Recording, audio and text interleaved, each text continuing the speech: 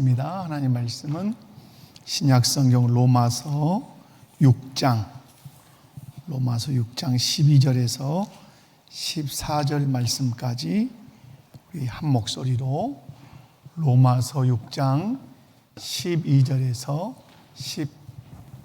14절까지 한 목소리로 찾으셨으면 한 목소리로 읽습니다.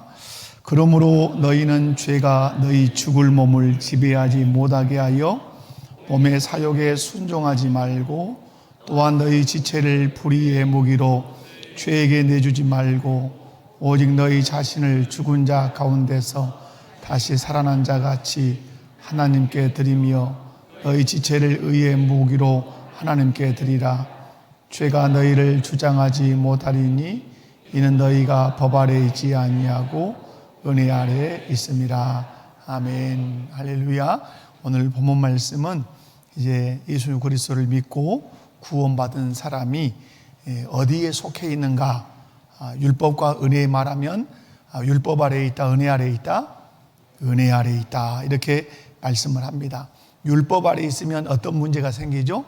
율법 아래 있을 때는 그 율법이 우리를 계속해서 정죄합니다. 그러나 우리가 은혜 아래 있기 때문에 율법이 우리를 정죄하지 못한다. 은혜 아래 있기 때문에 정죄하지 못한다는 말은 누구의 은혜 아래 거한다는 뜻이죠? 예수 그리스도의 은혜 아래 거한다. 예수님이 베푸신 은혜 아래 거한다. 그것이 십자가 부활을 통해서 우리의 죄를 사하시고 의롭다 하신 은혜다. 그 은혜로 우리가 죄 사함을 받았기 때문에 율법은 결코 우리를 정죄할 수 없다.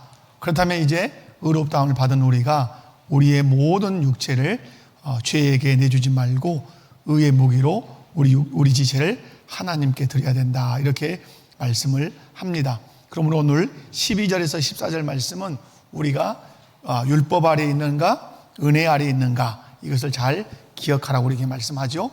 우리는 어디 아래 있다? 은혜 아래 있다. 자, 여전히 말씀 있어요. 신앙고백 제 몇 장? 자, 칠판이 흔들리니까 제 19장. 자, 무엇이에요? 하나님의 율법에 관하여. 자, 그래서 다시 설명하면 여러분, 왜 우리에게 하나님께서 율법을 주셨습니까?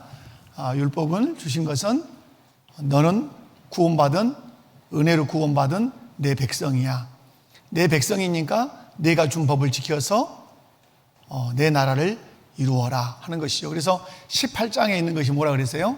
계속 지금 제가 시간마다 지금 똑같이 반복을 하는데 18장은 뭐예요? 은혜. 그 다음에 뭐예요? 구원에 관하여. 구원에 관하여란 말이에요. 그럼 우리는 은혜로 뭘 받았다? 구원을 받았죠.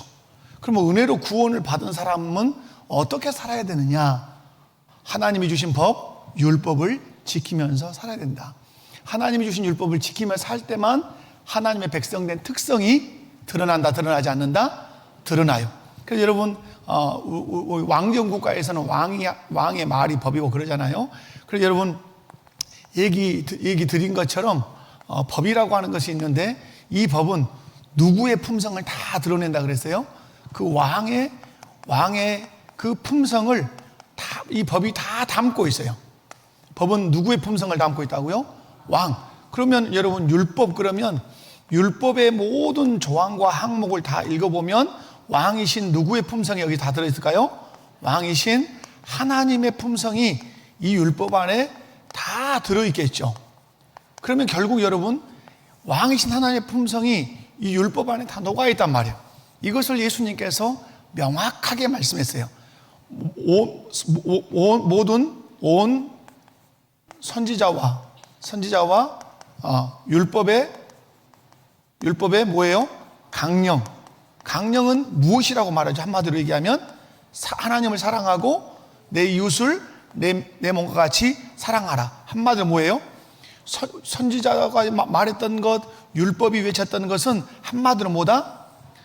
그럼 율법을 읽어보면, 율법을 읽고 율법을 지켜보면 뭘 느낀다는 거예요? 하나님이 누구시다? 사랑이시다. 하나님의 사랑이라는 것을 율법을 읽고 율법을 지켜보면 안다는 거예요. 그런데 여러분, 악법은 어때요? 악법을 지키면 이 법을 제정한 왕이 얼마나 혹독하고 무자비하고 우리를 괴롭히는지를 알 수 있어요, 없어요? 있지요. 여러분, 지금 뭐 북한이라고 하는 저 나라의 법을 누가 이게 만들죠? 김정은이가 다 만들죠. 그 법을 누구나 들여다보면 북한 사람들은 모를지 모르지만 정신 차린 사람들이 북한의 법을 들여다보면 김정은이가 어떤 사람인가 알죠? 무자비하고 아주 인민을 생각하는 것이 아니라 인민을 얼마나 괴롭히는 독재자인지 안단 말이에요. 마찬가지죠. 하나님의 율법 누구에게 주셨어요? 은혜로 구원받은 자에게 주었어요. 은혜로 구원받은 자가 하나님의 율법을 지키면서 살면 우리의 삶이 바뀐단 말이에요. 우리의 삶이 바뀌는데 누구의 특성이 드러나요? 하나님의 백성된 특징이 우리에서 드러난단 말이에요. 말이 드러나고 행동에서 드러나고. 그래서 예수님은 그것을 너무 쉽게 표현했어요. 마태복음 5장에서 그것이 너희가 세상의 소금이고 빛이다. 소금과 빛은 그냥 되지 않아요. 우리가 예수님을 믿을 때, 예수님을 믿으면 무슨 변화가 일어나죠? 생명의 변화가 일어나죠. 예수님을 믿으면 무슨 변화가 일어난다고요? 생명의. 우리가 지난 주일날 들었던 설교가 그거죠. 우리 베드로가 이 베드로서에서 뭐라고, 우리는 무슨 돌? 산돌이단 말이에요. 어떻게 해서 우리에게 산돌이 됐어요? 예수 그리스도를 믿음으로 예수님의 생명이 우리 안에 들어옴으로 우리가 무슨 돌이 됐어요? 이미 우리는 죽었단 말이에요. 죄로 죽었는데 예수 생명이 내게 들어오니까 내가 새 생명이 되어서 산돌이 됐단 말이에요. 그러면 여러분, 믿음이 들어와서 우리가 생명의 변화가 일어나면 여러분, 이 믿은 사람이 뭘 가지고 살죠? 하나님이 주신 율법을 가지고 산단 말이에요.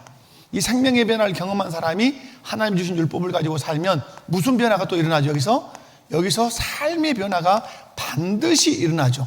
삶의 변화가 일어날 때 이것을 우리는 방금 제가 계속해서 반복한 하나님 나라 백성의 뭐가 드러나요? 백성의 특징이라고 하는 게 드러나죠.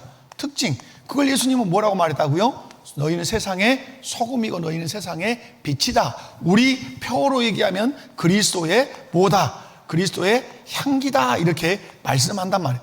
그러면 여러분, 중요한 것은 뭐냐면 율법을 지키지 않으면, 하나님 말씀을 우리의 삶의 규범으로 지키며 살지 않으면 나타나지 않는 게 이거이죠. 삶의 변화가 나타나요, 안 나타나요? 안 나타나요. 우리가 지금 연약함이 뭐냐면, 여러분, 우리 교회 제가 목양을 하면서 마태복음 28장 19절에서 20절을 엄청 강조를 제가 많이 하고 해요. 그죠? 여러분, 마태복음 28장 19절 20절에서 예수님께서 모든 족속을 누구 삼아라? 제자 삼아라 말씀하죠. 그리고 아버지와 아들과 성령의 이름으로 뭘 줘라? 세례 줘라, 이 말하죠. 그 다음에 내가 너희에게 분부한 것이 있는데 그것을 가르치고 뭐해라? 지키게 해라. 지킴. 제자 삼고. 이 제자라고 하는 말은 시작점이면서 결론적인 거예요. 전도해서 목표점이 뭐야 돼요? 제자해야 돼요. 그러기 위해서 전도한 사람에게 이 사람이 뭘 받아야 돼요? 세례. 누구 이름으로? 아버지와 아들과 성령의 이름으로 삼위일체 하나님을 고백해야 된다, 이 말이에요. 그러면 이 사람이 이제 세례를 받았다는 말은, 우리가 교회론적으로 얘기하면 이 사람은 교인이 된 거죠. 교인이. 우리가 하나님 나라 관점으로 얘기하면 이 사람 하나님 나라 누가 된 거요? 백성이 된 거죠. 백성이 교인이 되고 백성이 됐으면 알아야 될 것이 있단 말이에요. 뭘 알아야 돼요? 예수님이 우리에게 분부한 것, 분부란 말은 다른 말로 명령한 것, 예수님이 우리에게 뭘로 주신 것, 계명으로 주신 것들이 있단 말이야. 분부한 것들이란 말이야. 분부한 것들을 어떻게 해야 돼요? 가르쳐야 되고 지켜야 돼요. 그런데 우리가 지금 우리의 연약함이 뭐예요? 예수님이 우리에게 무엇을 분부했는지를 안다, 모른다. 여러분, 우리가 자동차를 몰고 도로에 나서는 순간 우리 머릿속에는 의식적으로 무의식적으로 막 작동하는 게 뭐예요? 교통법규가 막 작동을 막 하죠. 이건 빨간불이 저거 무슨 빨간불은 무슨 의미지? 한참 고민하면서, 여러분 그렇게 합니까? 반사적이죠. 빨간불은 서야 돼. 주황불은 천천히. 초록불은 가야 돼. 이런 거 반사적이단 말이에요. 반사적으로. 예수님이 원하시는 것은 예수님이 우리에게 명령하시고 계명으로 주신 것들을 듣는 순간, 생각하는 순간 반사적으로 반응되기를 원하신단 말이에요. 그래야 뭐가 되는 거죠? 그래야 그 사람이 뭐가 변화됐다고 말할 수 있어요? 삶에 변화가 있다고 말할 수 있고, 이 변화된 사람을 향해서 우리는 소금이요 빛이라고 말할 수 있단 말이에요. 그런데 문제는 뭐냐? 우리의 문제는 예수님이 우리에게 가르치고 지키라고 하는 예수님의 이 분부, 예수님의 이 명령, 이 예수님의 계명에 대해서 관심도 없었고 실상은 교회가 가르치지도 않았단 말이에요. 그러니까 신앙생활은 해요. 신앙생활은 운전대를 잡고 나가기는 한단 말이에요. 그런데 지 마음대로 다녀본단 말이에요. 자기 마음대로. 뭐 차선도 필요 없고 신호등도 필요 없고, 그죠? 아무 필요 없고 그냥 모르고만 다니는 거예요. 그러니까 소금도 되지 않고 빛도 되지 않고 도리어 세상 사람들에게 손가락질과 지탄을 받게 되는 거예요. 예수는 믿어 생명은 변화됐으나 우리의 삶의 규범인 율법, 예수 그리스도의 분부하심, 명령, 계명을 결코 준수하지 않으니까 마치 면허 없는 운전자처럼 신앙생활을 그렇게 막 한단 말이에요. 아무 데서나. 그죠? 그러므로 여러분이 정말로 우리 목포교회 교인들만큼은 마음 쏟으셔야 되는 것이 마태복음 28장 19절에서 20절이에요. 내가 너희에게 분부한 모든 것을 가르쳐라. 그리고 지키게 해라. 그래서 운전대를 들고 잡고 나가면 그냥 자기 마음대로 다니는 그런 그리스도인이 아니라 반드시 규범을 지키고, 그죠? 그래서 규범을 지켜서 우리의 삶으로 하나님 나라 백성의 특질을 드러내. 그게 예수님이 말씀하시는 세상 사람과 너희의 다름을 드러내라는 말. 다름. 네가 뭐가 다르냐 세상 사람하고, 그죠? 뭐 여러분 먹는 것도 같고 입는 것도 같고 말하는 것도 한국말 쓰고 다 똑같단 말이에요. 그런데 다름이 나타날 수 있는 것은 속에 있는 생명은 다 다른 게 안 보이죠. 예수님을 믿음으로 오신 그 영생이 내 눈에 보입니까? 안 보이죠. 이 생명의 변화를 경험한 사람은 근본적으로 하나님 주신 율법, 신학적 개념으로 얘기하면 예수님이 분부하시고 명령한 계명들을 어떻게 해야 돼요? 숙지하고 지키고. 그래서 여러분 우리가 품성이라고 하는 것이 그거잖아요. 지금 1월달 품성이 뭐예요? 근면이죠. 그럼 근면이라는 품성이 어디서 나온 거예요? 내 계명을 지키라. 그럼 내 계명은 누가 지킨다고 말하죠? 나를 사랑하는 자가 지킨다. 나를 사랑한다면 내 계명을 지켜라. 그러면 계명이라고 하는 게 뭐예요? 계명은 반드시 지켜야 되는 거란 말이에요. 반드시 지켜야 되는 거. 그래서 근면이라고 하는 게 어디서 나오는 거죠? 반드시 해야 할 일로 확장돼서 설명되는 거예요. 계명은 반드시 지켜야 되는 규범이란 말이에요. 이걸 일로, 우리의 어떤 직업으로, 우리의 교회 안에서의 사역으로 확장하면, 이 계명이 반드시 지켜야 될 것이라면 사역은 뭐예요? 반드시 내가 해야 할 일, 교회 안에서 그것을 반드시 하는 거예요. 내가 하기 싫어도 하는 거예요. 그것이 품성으로 나타날 때 뭐가 되는 거죠? 근면이 돼. 그리스도의 명령을 우리의 삶으로 준용해서 지키면 그것이 삶의 변화로 나타나는데, 그것이 품성으로 변화가 나타난다 이 말이에요. 그 사람의 인격으로 나타난단 말이에요. 그래서 나의 계명을 지키라고 하는 그 명령을 가지고 와서 근면 품성을 그래서 말하는 거예요. 그래서 여러분이 긴 얘기를 했지만은, 여러분 하나님의 율법을 우리에게 주신 것은 네가 은혜로 구원받았다면 지켜라. 지켜서 네가 세상 속에서 소금과 빛이 되어서 세상 사람과 뭘 드러내라? 다름을 드러내라. 뭐 세상 사람은 뿔 날렸습니까? 머리에가? 우리는 뭐 천사처럼 날개를 달고 다닙니까? 그렇지 않지 않습니까? 다름은 오로지 하나로만 다름이 나타날 수밖에 없어요. 뭐죠? 다름은 딱 하나로만 나타나요. 뭘로? 우리의 행동으로만 다름은 나타나요. 여러분이 노인정에 계실 때, 여러분이 직장에 계실 때, 제가 이렇게 얘기를 들어보면 뭐 우리 사업하신 분들 계시잖아요. 전기 사업도 계시고 뭐 건축하신 분들도 계시고 뭐 리모델링도 하시고 뭘 파시는 분 계시면 제일 안타까운 말이 뭐예요? 장로님인데 돈을 안 준단 말이에요. 분명히 공사를 내가 했어. 어느 교회 장로님이라는 사실도 알아. 그런데 돈을 안 줘. 1년이 안 돼도 안 줘. 그건 뭐예요? 그리고 어느 교회 집사님인데 안 줘. 그건 뭐냐면 예수는 믿지만 그의 삶을 통치하는 것이 뭐가 되지 않는다는 거예요? 하나님의 율법이 그 삶을 통치를 못하는 거예요.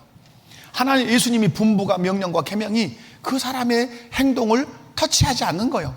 그러니까 자기 육신대로 자기 멋대로 사는 것이죠. 그러니까 운전대는 잡았지만 신호등도 필요 없고 차선도 필요 없고 횡단보도도 필요 없고 막 달리는 거죠. 그러니까 욕을 먹는 거죠 이제. 그래서 여러분 오늘 이 19장이 우리에게 중요하다 중요하지 않다, 매우 중요해요. 어떤 사람으로? 은혜로 구원받은 사람으로서 매우 중요하단 말. 여러분이 예수님이 우리에게 분부하신 것이 무엇입니까? 라고 물으면 여러분 대답할 수 있어야 돼요. 지금까지 저하고 계속해서 매달 첫 주일에 그리스도의 명령에 대해서 제가 설교를 했어요. 매달 9년째 하고 있어요. 그럼 여러분 왜 저 설교를 매달 첫 주에 할까? 여러분 이렇게 생각하지만 지금 이 설명을 듣고서 다시 이해해야 돼요. 우리는 구원받은 사람으로서 예수님이 분부한 것들을 지켜야 할 책임이 있어요. 아멘. 그래야 우리가 예수님이 그토록 요구하셨던 소금과 빛이 되고 하나님 나라 백성의 특질을 뭘로 드러낸다? 행위로 드러내서 세상 사람과 우리가 어떠함을, 다름을 증명할 수 있다. 그때 하나님이 영광을 받으시는 거예요. 영광을 받으신다는 말은 우리가 반사해낸단 말이에요. 무엇을? 하나님의 성품을 우리의 행위로 반사해내. 그래서 영광을 받으신다는 개념보다 어떤다? 영광한다 이 말이에요. 영광한다, 비춰낸다. 무엇을? 하나님의 성품을 우리가 그리스도의 명령을 지킴으로 우리가 반사해내는 거예요. 마치 햇빛이, 태양이 달을 통해서 반사해내는 것처럼. 여러분, 그래서 우리 목포교회 교인들은 여러분 하나님의 그 율법, 그리고 오늘로 말하면 예수님 분부하신 명령과 계명 잘 숙지하고 외우고, 카페 가서 여러분 카페에 방 몇 개가 있어요? 우리 카페에 방 몇 개 있어요? 시험 문제에 나오는 거 아니에요. 그거 갖고 천국 가는 것도 아니고. 그러나 여러분 카페 방이 12개예요 12개 12개에 1월 달부터 12월 달까지 여러분 우리는 품성으로 되어 있는데 제일 그거 아래에 조그맣게 글씨가 써졌어요. 저는 달력 만드는 회사에 내년에 좀 건의 좀 해보려고 그래요. 실상은 그리스도의 명령이라고 하는 이 단어가 이 용어가 크게 붙어 있어야 돼요. 그러면 1월 달은 뭐예요? 1번 방이 우리 카페지가 탁 붙여놨죠. 근면 써져 있단 말. 그런데 그 아래를 쭉 읽어보면 그리스도의 명령, 나의 계명을 지키라 이렇게 되어 있어요. 여러분 그래서 올 12개의 그리스도의 명령이 그 카페 방에 다 붙어 있단 말이에요. 그러면서 여러분 읽어보고 숙지하고 이 명령을 지키면 이런 품성이 생기구나 이렇게. 그래서 제가 이 서론 부분에서 시간을 이렇게 할애하는 것은 결국은 우리의 삶으로 내 생명이 변화됐고 내 삶이 변화됐다는 사실을 드러내는 데는 하나님 주신 규범, 율법, 계명, 명령, 분부가 너무 중요하기 때문에 그렇다. 이 연사 그래서 힘주어 강조하는 바입니다. 자, 여러분 오늘 6항을 읽어봅니다. 자, 6항. 자, 여러분 유인물 있죠? 자, 시작. 참심자들은 행위 언약으로서 율법 아래에 있어서 그것에 의해 국가함을 얻거나 정죄를 받는 것이 아니라 다른 사람들에게와 마찬가지로 그들에게도 율법은 크게 유용하다. 즉 생활의 법칙으로서 하나님의 뜻과 신자들의 의무를 알려주시고 이에 따라 행하도록 그들을 지도하고 속박하며 또한 그들의 성질과 마음과 생활의 죄로 본성의 더러움을 드러내어 주어서 그것에 의해 그 자신들을 살피어 죄를 더욱 깨닫고 죄로 인해 겸손해지고 죄를 미워하게 되며 그것과 함께 그들이 그리스도와 그의 완전한 순종을 필요로 하는 것을 더욱 밝히 보게 한다. 마찬가지로 이 율법은 거듭난 자들에게도 그들의 부패를 제어하기 위해 유익한 것이니 이것은 죄를 금하며 이것의 유업들은 비록 그들이 율법에서 유업된 저주로부터 해방되었을지라도 그들이 죄 때문에 기대할 수 있는지를 보여줌에 역사한다. 같은 모양으로 율법의 약속들은 순종에 대한 하나님의 시인과 그것을 행한 경우에 행위 언약으로서 율법에 의해 그들에게 당연한 일로서는 아니지만 어떤 복들을 그들이 기대할 수 있는지를 보여준다. 그래서 율법이 선을 장려하고 악을 제재하기 때문에 사람이 선을 행하고 악을 피하는 것은 그가 율법 아래에 있고 은혜 아래에 있지 않다는 증거는 되지 않게 한다. 아멘. 자, 여러분 오늘 이 6항은 6항이죠. 6항은 이거예요. 여러분, 좀 어렵지만 제가 정리하면 금방 이해할 수 있어요. 자, 신자와 율법과의 뭐일 것 같아요? 율법과의 관계예요. 율법과의 관계. 그러면 제가 빨리빨리 쓰면 율법은 이렇게 가야 되겠네요. 자, 신자에게 율법은 자, 의롭다함을 줄 수 있다 없다. 잘 대답해 봐요. 자, 신자에게 율법은 의롭다함을 준다 주지 못한다. 크게 대답해 봐요. 뭐요? 그래, 줄 수 없다죠. 줄 수 없다. 율법으로 의롭다함을 얻는다는 말은 뭘로 얻는다는 뜻이에요? 행위란 뜻이에요. 행위로. 우리는 행위로 구원을 얻지 못한다? 얻지 못해. 그러면 신자는 율법으로 의롭다함을 받지 못해. 그럼 어떻게 의롭다함을 받죠? 예수 그리스도를 믿음으로 받죠. 그러면 신자에게 율법은 정죄한다. 정죄하지? 대답이 이제 약하죠, 이제. 신자, 예수 그리스도를 구주로 믿은 신자를 율법이 죄인이라고 정죄한다, 정죄하지 못한다. 그렇죠. 죄인이라고 정죄하지 못하죠. 왜? 이미 율법의 지배 아래에서 우리는 벗어났어요. 언제? 예수 그리스도를 믿음으로 그랬어요. 그러면 이것이 그렇다면 이 율법이 우리에게 아무런 율법의 의미가 우리에게 없냐 이 말이에요. 그래요? 요게 안 되니까 율법은 우리와 아무런 관계가 없냐? 관계가 있다 없다? 관계가 있다. 관계가 있다. 이렇게 갈게요. 관계가 있다. 그럼 어떤 관계가 있냐? 쭉 이제 뒤에는 그냥 빨리 제가 지나갈 테니까 들으시면 금방 알 수 있어요. 여러분, 왜 신자와 율법은 어떤 관계가 있을까요? 이것은 큰 틀에서는 생활의 법칙으로 관계가 있어요. 무슨 법칙? 생활의 법칙. 다른 말로 생활의 규범으로서 우리와 관계가 있어요. 그죠? 특별히 여기서 이제 율법이라 하면 의식법이다, 의식법 아니다. 여기서 율법이라 하면 의식법이다, 아니다.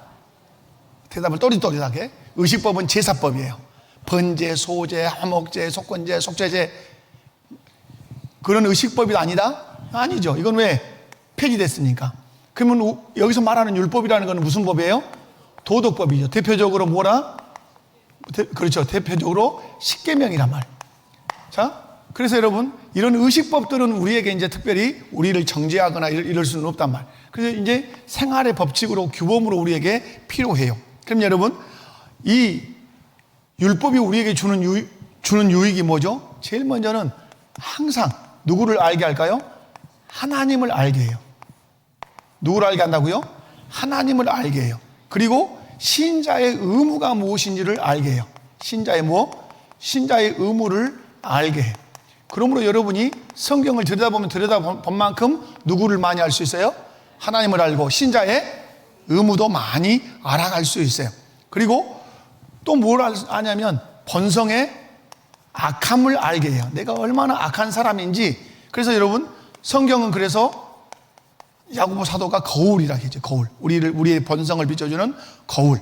그죠? 우리의 본성의 악함을 알게 해요. 그러면 여러분, 본성의 악함을 알면 결국 누구를 필요로 할까요? 그리스도를 필요로 해요. 그리스도가 우리에게 절대적으로 필요하다는 사실 알아요. 왜?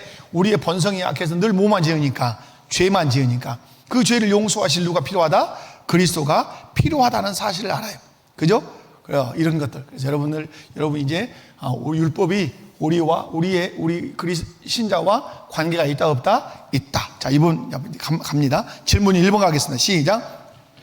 참된 신자는 더 이상 율법 아래 있지 않음에도 불구하고 왜 여전히 율법을 지키며 살아가야 되는가? 율법 아래 있지 않다는 말은 여러분, 처음부터 우리가 율법 아래 있지 않는 거예요? 언제 율법 아래에서 벗어난 거예요?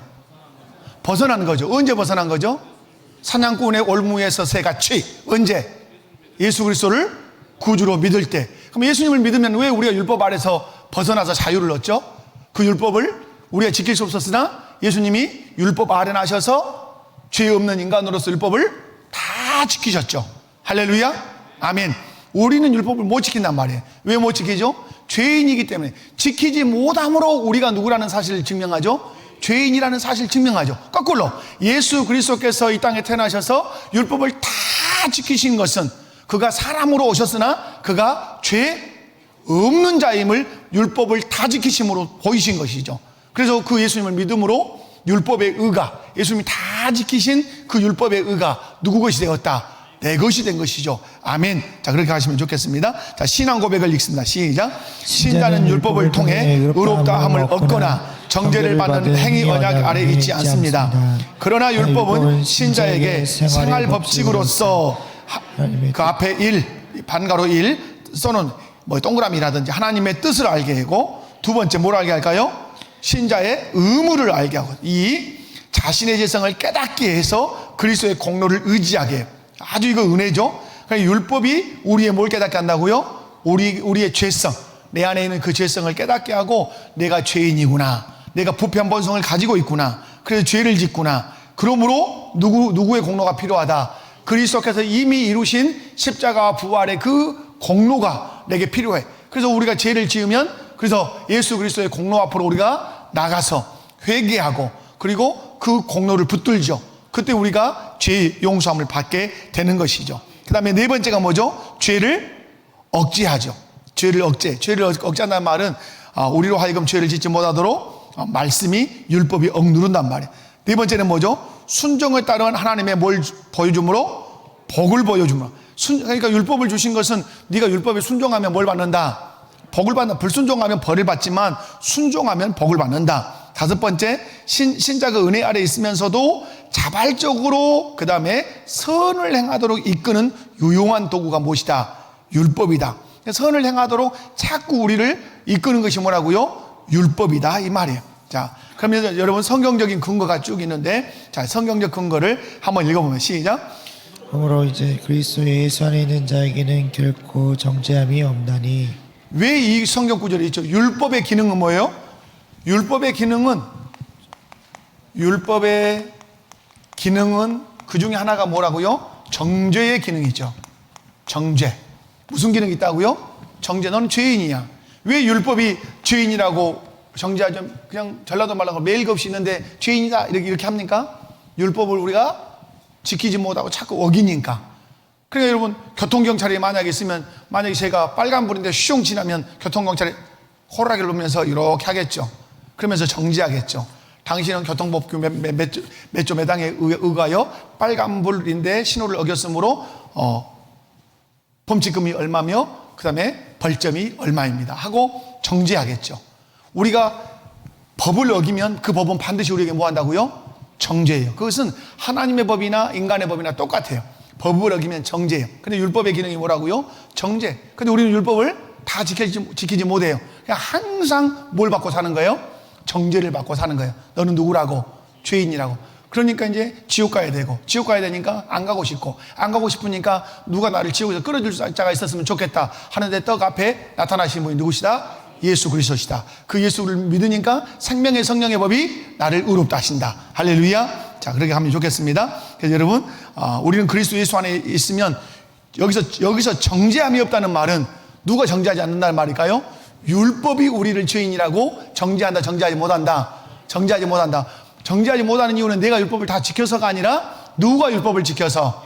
예수님이 율법을 지켜서 마치 누가 지킨 것처럼, 내가 지킨 것처럼 그 율법의 의를 내게 덧입히시니까 그 율법이 나를 죄인으로 정죄할 수 없고, 율법이 나를 정죄하지 못한다면 누구도 정죄하지 못한다. 사단도 우리를 정죄하지 못한다. 그래서 여러분, 왜 정죄하지 못하는가? 한번 써봐요. 생명의 성령의 법이 우리를 해방했기 때문에 그래요. 로마서 8장 2절일 거예요. 생명의 성령의 법이 우리를 율법에서 해방했고 죄에서 해방했기 때문에 그렇다 하는 거죠. 로마서 8장 3절로 가보면 그 바로 아랫절에 예수님이 우리의 죄를 대신 담당하셨기 때문에 그래요. 그죠? 그러니까 정죄, 내가 받아야 할 정죄를 누가 다 받으셔버린 거죠? 예수님이 십자가에서 다 받으신 거죠. 로마서 3장 24절 25절에 가보면 예수님이 화목제물이에요. 하나님과 우리를 화목하게 하셨기 때문에 우리에게 무죄 선고가 가능하게 된 거죠. 그리고 그리스도 예수 안에 있는 자라고 하는 바울 사도의 중요한 신학적인 표현. 우리가 예수님을 믿음으로 예수님과 연합했기 때문에 우리를 정죄할 수 있다 없다? 없다. 정리한다면 예수님이 우리가 받을 벌을 대신 다 받으셔서 대속하셨고, 성령님이 우리를 죄의 권세에서 빼내서 생명으로 옮기셨기 때문에, 해방하셨기 때문에 우리는 정죄받을 수 없다. 아멘. 자, 로마서 3장 20절 한번 읽어봅니다. 방금 설명했던 것들인데, 자, 로마서 3장 20절 시작. 그러므로 율법의 행위로 그 앞에 의롭다 하심을 얻을 육체가 없나니 율법으로는 죄를 깨달음이니라. 율법을 지키려고 볼 때마다 깨닫는 건 뭐예요? 내가 누구다? 죄인이다. 그러니까 그것으로 의롭다함을 받을 수 있어요, 없어요? 없어요. 율법이 한 번도 나를 의롭다고 말해주지 않는단 말이에요. 들여다본 만큼 율법은 계속해서 나를 향해서 누구라고 말해요? 죄인이다 말한단 말이에요. 그러므로 율법의 행위로, 율법을 지킴으로 그 앞에 의롭다함을 얻을 육체가 있다 없다? 없다. 그래서 율법을 들여다보면 모든 인간이 죄인임을 깨닫게 될 뿐이다. 갈라디아서 3장 24절 읽습니다. 시작. 이같이 율법이 우리를 그리스도께로 인도하는 초등교사가 되어 우리로 하여금 믿음으로 말미암아 의롭다함을 얻게 하려 함이라. 자, 무슨 말씀이냐면 율법은 생활의 지침일 뿐만 아니라 뭘 깨닫게 한다고요? 죄를 깨닫게 해서 우리를 누구에게로 인도해요? 여러분, 이건 아까 제가 설명한 거예요. 여러분, 내가 사형 선고를 받았어요. 그러면 죽어버려야 되겠다, 이럴 겁니까? 내가 사형 선고를 받았어요. 아이고, 사형 선고 받았으니까 죽어야지, 이럴 사람은 없어요. 본능적으로 사람에게 죽음이 언도되면 사람은 본능적으로 어떤 외침이 있죠? 살고 싶다는 외침을 하죠. 살고 싶다. 그죠? 우리도 율법이 정죄한단 말이에요. 죄인이라고. 그러면서 언도한단 말이에요. 사형이라고. 그 사형은 하나님과 관계가 단절되며 지옥으로 가는 이 사형 언도를 한단 말이에요. 그럼 본능적으로 우리가 외친단 말이에요. 살고 싶다고. 근데 살고 싶지만 내 힘으로 살 수 있어요, 없어요? 없죠. 내 죄값을 누군가가 치러줘야 되죠. 살고 싶다고 아우성을 칠 때 내 앞에 와 계신 분이 누구라고요?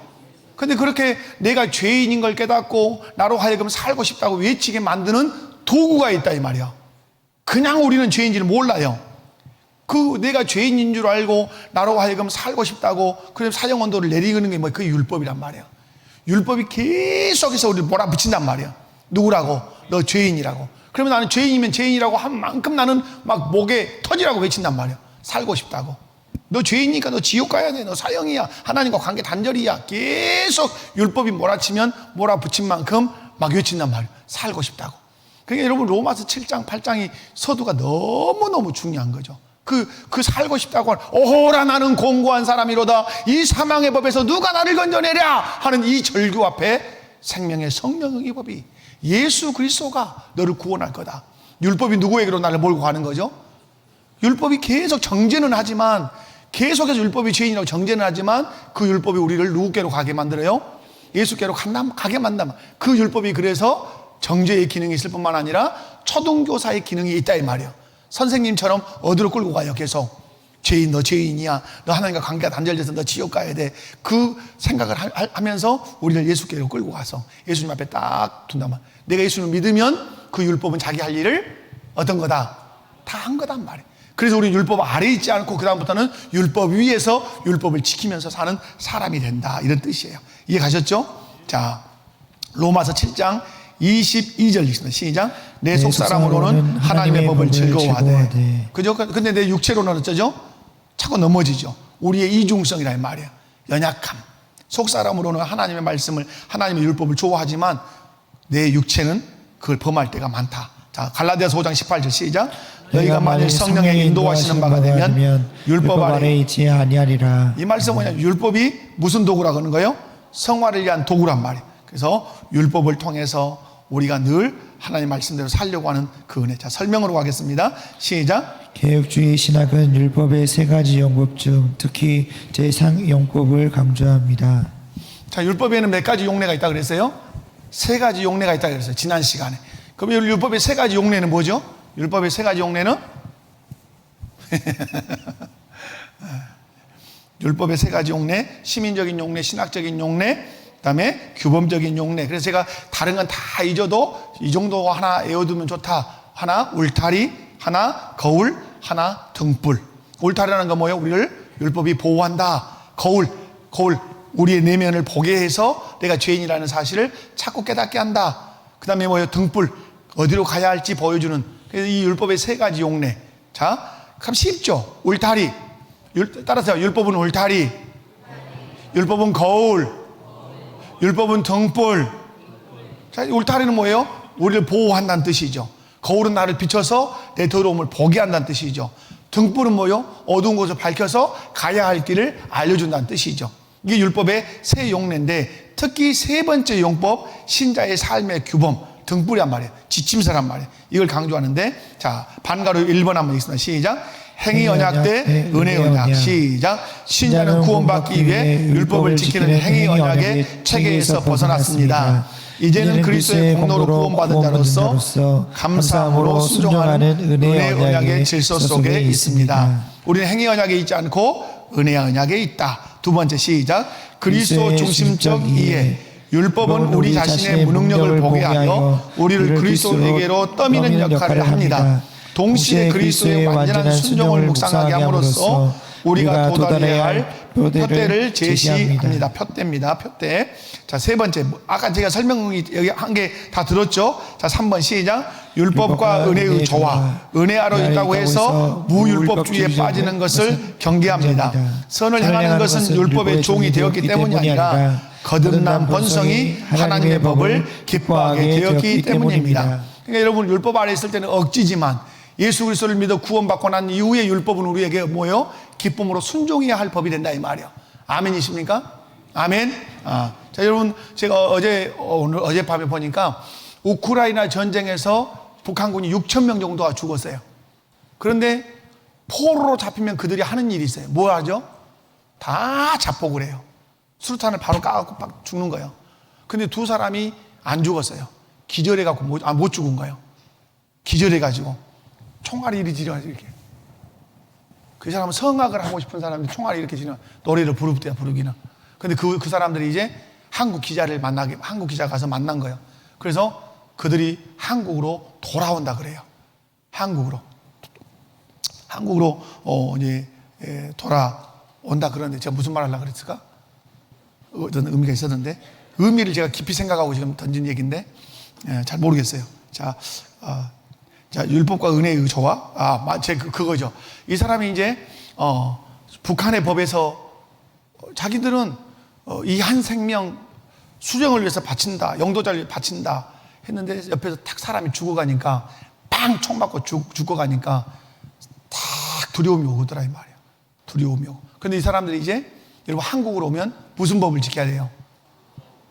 그러면 이들이 와서 이 대한민국 땅을 보면, 그리고 자유라고 하는 걸 누리면 그 법이 억압의 법으로 지켜질까요? 아니죠. 기쁨이죠. 기쁨. 제가 그 말, 우리가 죄 아래 있을 때는 율법이 우리를 억지스럽게 만드는 거야. 그런데 죄에서 해방되면 그 동일한 율법이 우리에게 어떤 법이에요? 기쁨으로 지키고 싶은 법이 된다, 이 말이야. 아멘이십니까? 자, 제가 방향을 잡았습니다. 네 번째, 신앙과 삶의 적용. 시작. 자기 성찰의 거울. 매일 삶에서 말씀을 거울 삼아 내 안에 부패한 본성을 발견하고 그럴 때마다 나를 정죄하지 아니하시는 그리스도의 은혜 앞으로 즉시 나아가야 합니다. 율법은 어떤 역할을 한다? 거울 역할을 한다. 거울 역할. 그래서 지금 제가 우리 교회 안에 만나 말씀 묵상반, 송이꿀 말씀 묵상반, 성장반 말씀 묵상반, 사역자 말씀 묵상반. 이제 우리는 제가 마더와 이쪽은 잘 모르겠어요. 마더와 이쪽에 말씀 묵상반이 있어요. 그런데 이렇게 오늘 또 말씀 묵상한 것을 이렇게 저도 이제 읽어보고, 저도 말씀 묵상해서 올리고 하잖아요. 야, 삶의 말씀이 관여하구나. 뭐가 관여한다고요? 삶의 말씀이 관여하는 걸 본인이 쓴단 말이에요. 거기다가 과거에 내가 이랬는데 내가 이랬습니다. 이런 일이 있었는데 내가 이렇게 말씀을 적용해서 내가 이런 기쁨을 맛보았습니다. 이런 거. 여러분, 왜 그럽니까? 말씀의 기능이 뭐니까? 자기를 비추는 거울이란 말이에요. 자기 어디까지 비춰오죠? 그 말씀은? 그 말씀은 우리 물리적인 이 거울은 우리 육신밖에 못 비춰요. 얼굴에 뭐 티가 묻었으면 이렇게 닦아야 되는. 그러나 말씀의 거울은 어디를 비추죠? 우리의 내면 심령을 다 비춘단 말이에요. 그래서 자기를 성찰하게 되고 하나님 안에서 은혜에 있단 말. 하나님이 정죄하시기보다는 회개할 것을 우리에게 요청하시고, 내가 회개하면 용서하마, 십자가에 예수 그리스도의 공로를 의지해라, 이렇게 요청을 하시죠. 자, 두 번째, 무엇을 향한 지도? 거룩을 향한 지도. 시작. 율법은 우리가 어떻게 살아야 하나님을 기쁘시게 할 수 있는지 알려주는 친절한 안내서, 지침서입니다. 막연한 결심이 아니라 성경이 명시한 하나님의 뜻을 따라 질서 있는 경건 생활을 해야 합니다. 여러분, 세상 사람들은 자기가 좋은 대로 해요. 이렇게 하면 자기가 신이 좋아할 거다. 근데 우리는 그렇게 하지 않아요. 우리는 내가 생각해서 이렇게 하면 하나님 기뻐하실 거다. 이것은 여러분, 이번에 그 어린이 전도협회 첫째 날 했던 홍 장로님이시죠. 그분이, 홍 장로님이 뭐예요? 10년 동안 헌신을 했는데 하나님 앞에 서서 살펴보니까 뭐예요? 다 꽝이더라 이 말이에요. 네 좋아서 했지, 네 열심으로 했지, 나 위해서 한 거 있냐? 여러분, 우리 충분히 그럴 수 있어요. 이렇게 하면 하나님이 기뻐하실 거라고 내 스스로 생각하고 내 스스로 어떤 표를 정해놓고 그대로 살 수 있어요. 근데 오늘 여기서 말한 게 뭐예요? 그게 아니라는 거죠. 뭘 따라서? 성경이 명시한 걸 따라서 예수 그리스도가 분부한 것대로 해야 그게 하나님 영광이 되는 거예요. 여러분이 여러분의 행위를 자꾸 뭘로 점검해야 돼요? 말씀으로 점검해야 돼요. 그 진짜 경건 생활이에요. 세 번째, 시작. 두려움이 아닌 사랑의 근간 순종.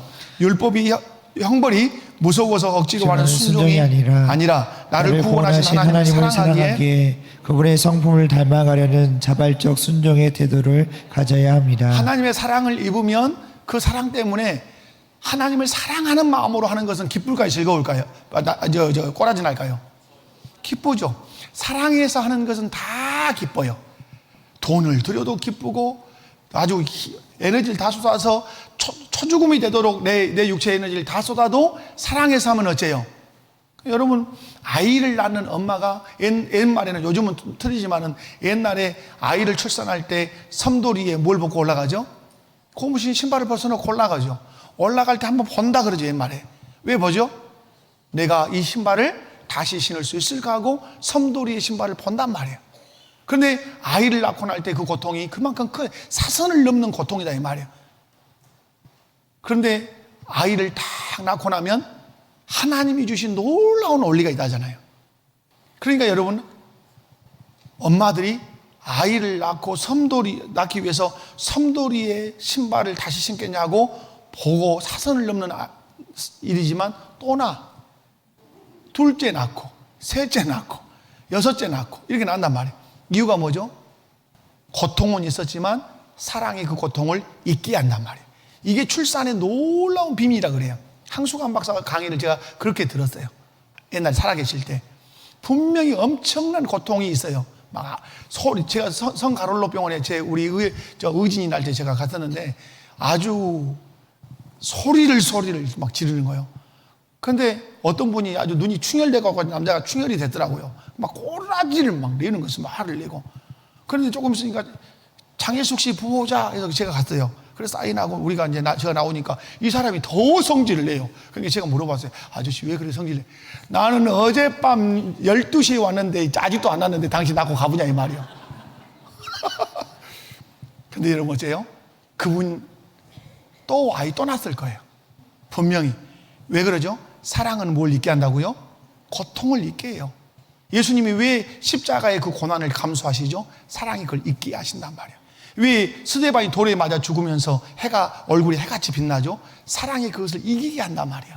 그러므로 여러분, 오늘 두려움이 아닌 사랑의 근간 순종, 무서워하는 것이 아니라 사랑하니까 기쁨을 한다. 아멘. 자, 결론적 정리 왔습니다. 시작. 율법은 신자에게 심판의 몽둥이가 아니라 거룩한 삶의 지팡이입니다. 신자는 율법의 정죄로부터는 영원히 해방되었으나 율법의 도덕적 원리로부터는 결코 분리되지 않았습니다. 율법을 통해 나의 죄를 보고 그리스도를 붙들며 그분의 도우심으로 율법이 명하는 선을 행하는 것이야말로 은혜 아래 있는 자의 참된 증거입니다. 아멘. 결론적 정리를 동그라미 크게 쳐놓고 집에 가서 이 마지막 부분 한번 읽어보시기 바랍니다. 자, 옆에 분들 한번 바라보시면서 인사 그렇게